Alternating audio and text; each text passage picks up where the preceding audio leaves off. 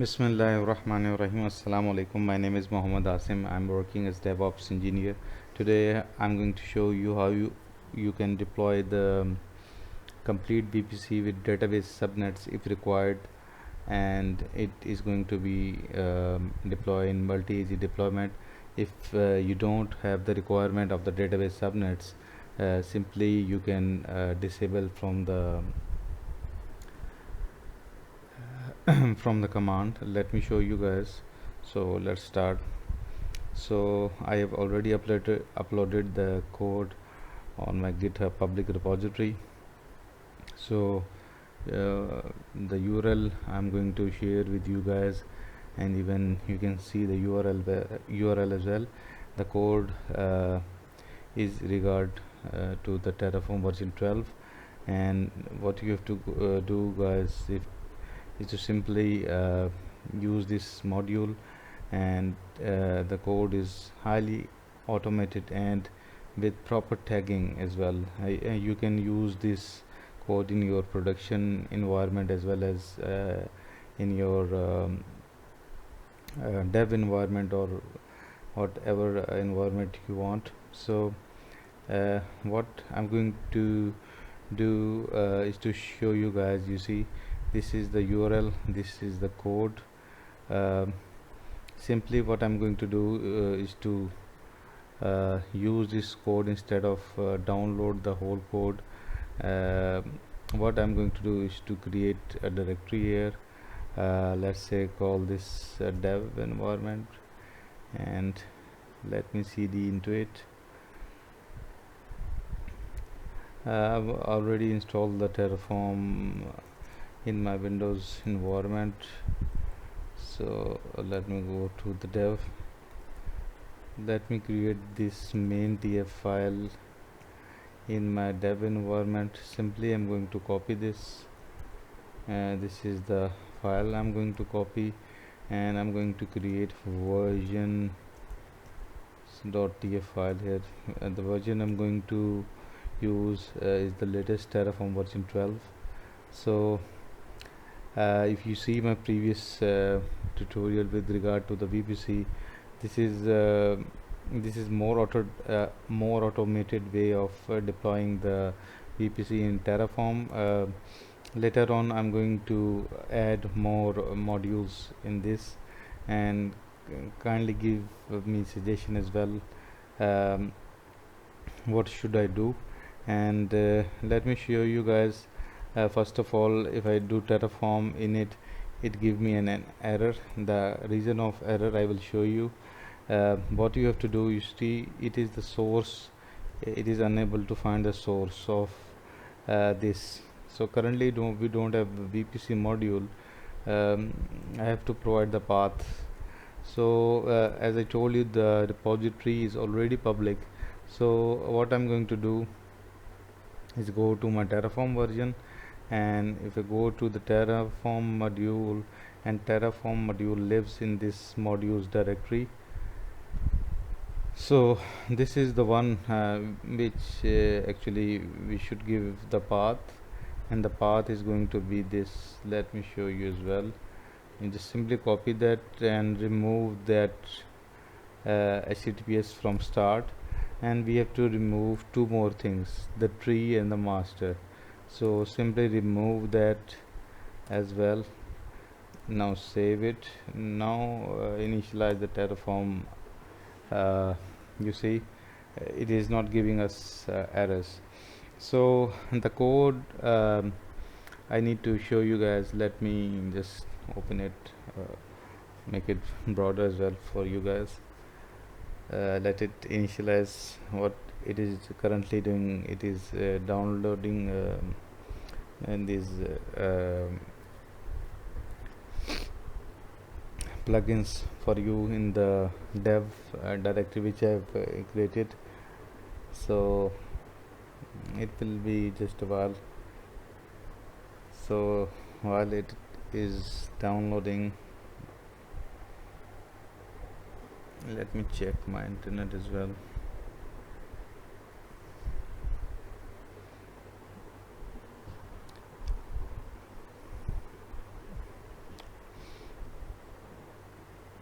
let it download. I guess my internet is quite slow here, so I'm going to pause the video and back in a moment.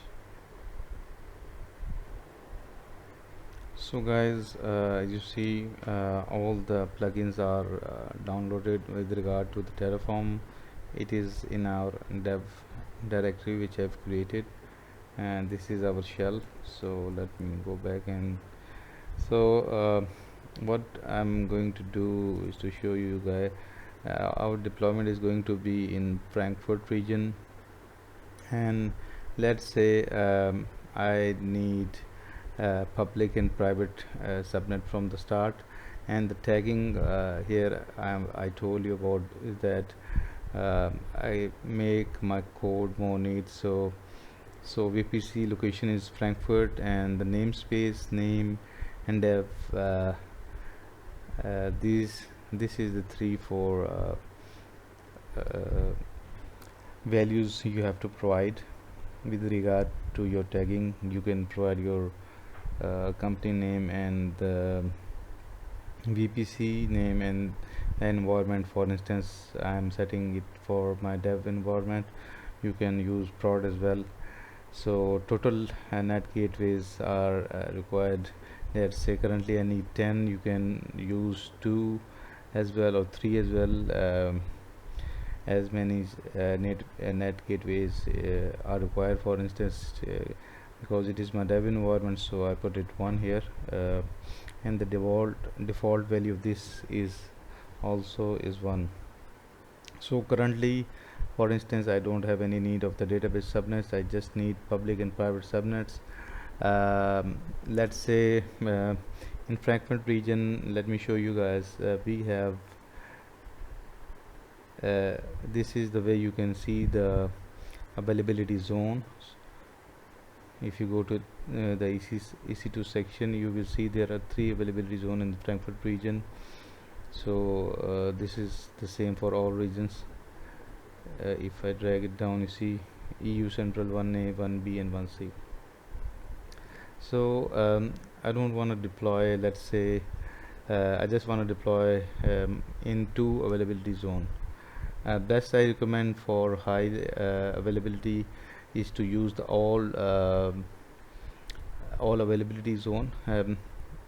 What I see with my experience that lots of people even in production not use the full availability zone. For instance, in Virginia we have 6 availability zone. Just people in production use 3 availability zone, which is not the correct way to use in production. You have to utilize all the availability zone which they have provided.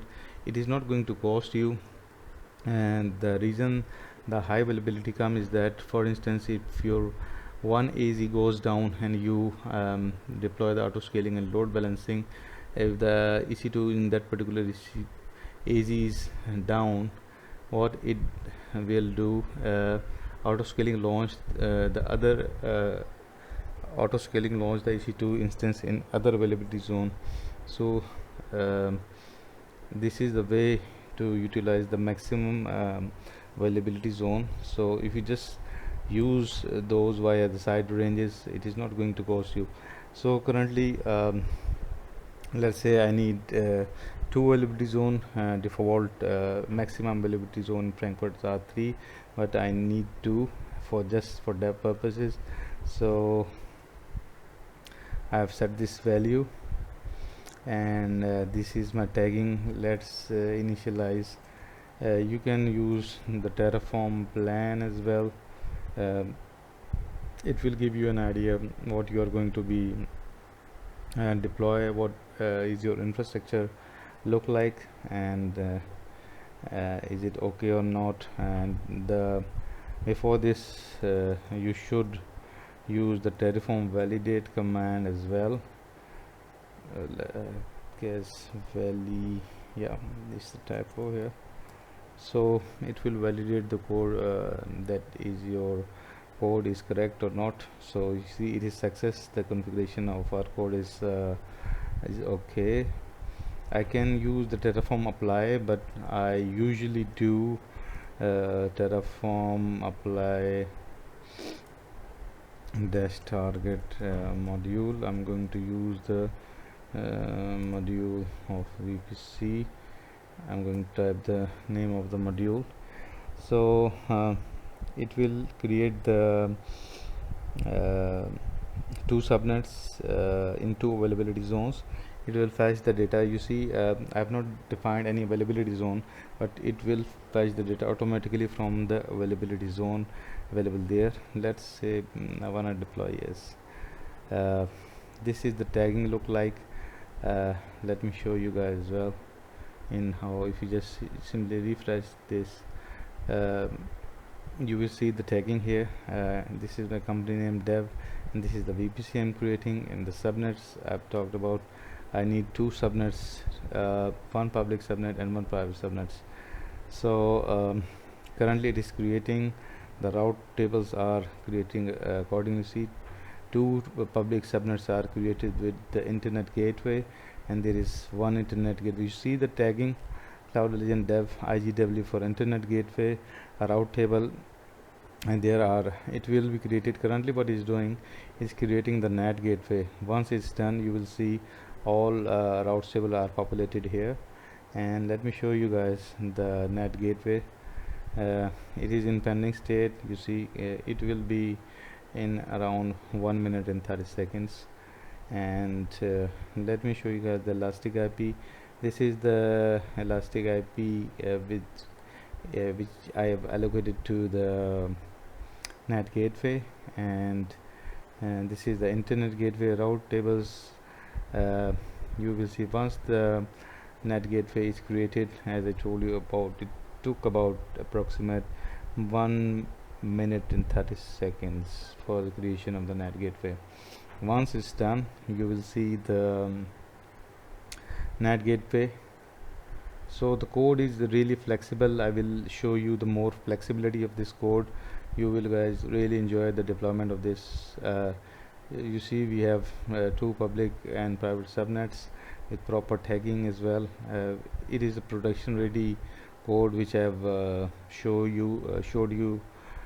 to you guys how you can use this code. So let's see whether whether our NAT gateway is created or not. It is available, and you will see the private subnets are created, and our deployment is has been done. So if you go to the private subnets, let me show you guys. This is the private subnets, and first of all, what we are going to see, the deployment is EU Central 1A. If you see the private subnet 2, the deployment in 1B. Similarly, one public subnet 1 in 1A, and other is 1 in 1B. And if I show you the route tables of the public subnets, both public subnets are connected with the internet gateway, you see, and the private routes are connected with this NAT gateway. Currently we have single NAT gateway. Let's say I need more functionality, so what I'm going to do is to add, let's say, let me open my one main TF. I need two NAT gateways, for instance, production, and what I need database as well. Let's say call it true, and database also are going to be connected with NAT gateways. So I need this stuff, and let's say I need 3 public subnets.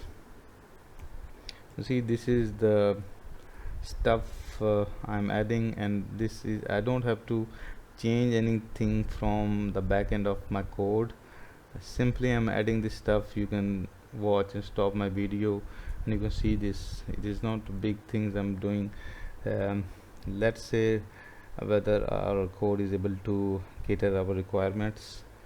So 3 public subnets, 2 private subnets, I need database subnets as well, and I need 2 NAT gateways. Let's see, let's save it, and initialize the Terraform code. I'm going to use the same Terraform apply module command. So we can use the validate as well, and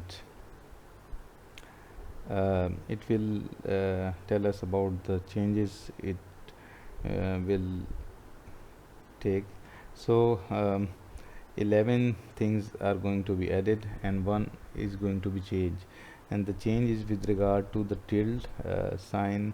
You see the routes propagation, and this is the change of route propagation. It is actually with regard to the two NAT gateways. Let me add yes and show you guys on the GUI interface of the AWS instead of command line, then you will be able to understand more what is going to be happen. So currently what is happening, it is going to create one more NAT gateway. See, it is in pending state, and if I go to the subnet section of my code, you will see the third public subnet. You see I have put I need one side address with regard to the public subnets, so two private subnets, two database subnets, and three public subnets. So internet gateway remain the same, and let me show you guys the public subnet created. Let's see whether it is created. You see, it is created the EU Central 1C. It is in the separate availability zone, and let's say whether the our NAT gateway is created. It is not actually created yet. It is in pending state. So if you go to the route table, you will able to see, you see three public subnets are created to the same internet gateway, and you will you see two let me just a second hold.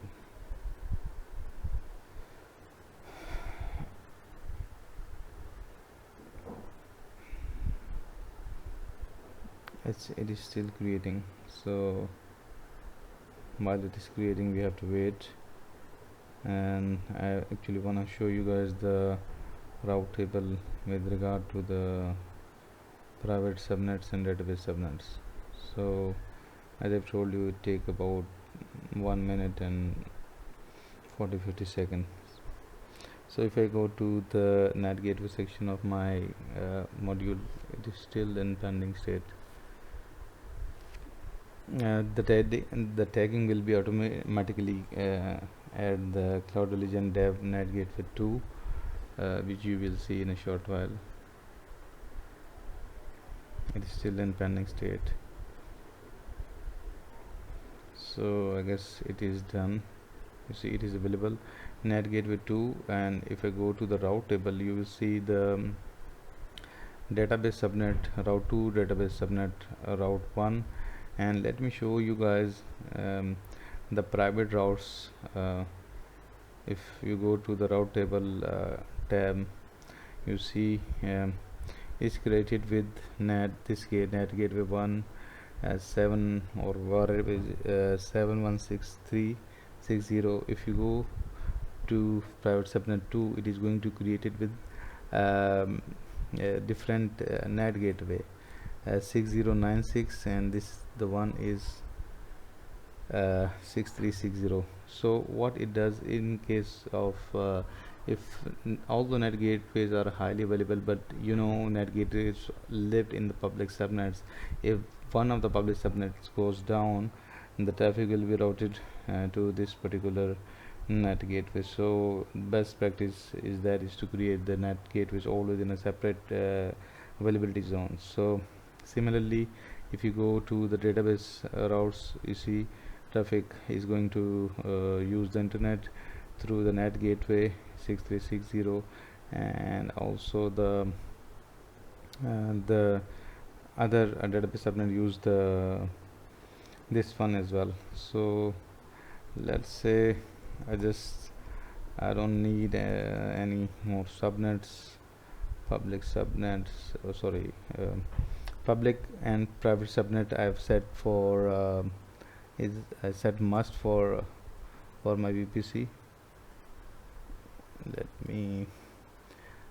me put this that I don't need any database subnets anymore, and also I am going to put this value of create database subnet group to false. So let's save it and apply the Terraform command.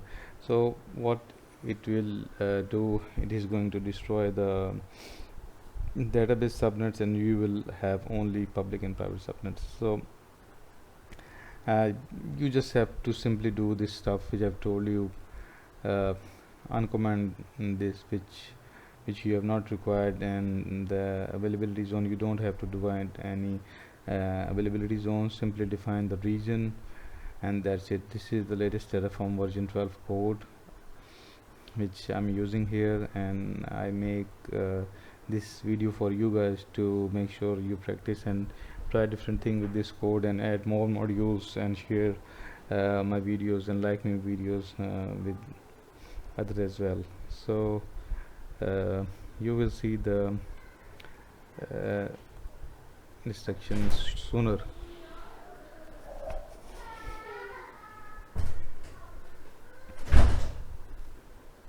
So see guys, our destruction is done, and subnet which I've created are destroyed. Thank you for watching my videos. Please like and share and subscribe my channel. Thank you very much. Have a nice day.